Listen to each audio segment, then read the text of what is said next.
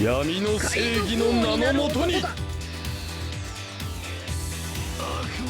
闇の正義の名のもとに。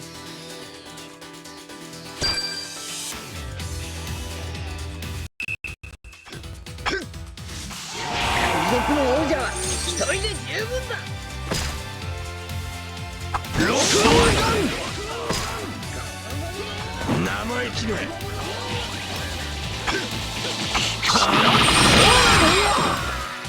お前に俺の正義を砕くことはできる。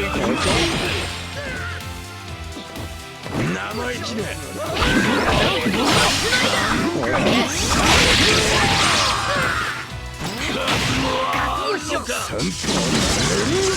鬼切れ。まずはこっちの頭を先に潰してもらおうか。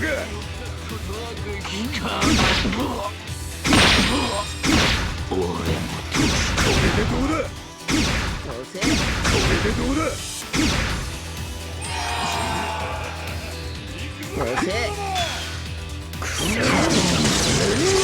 鬼切れ。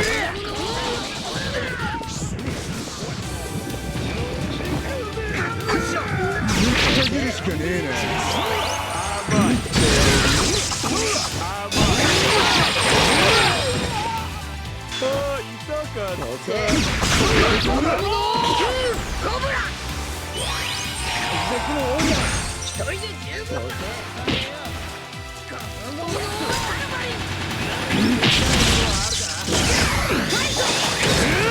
痛えな。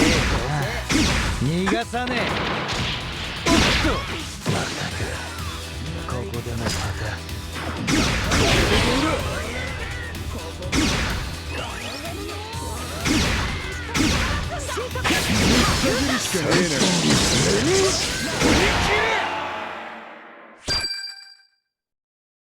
もう少し解放しなきゃな。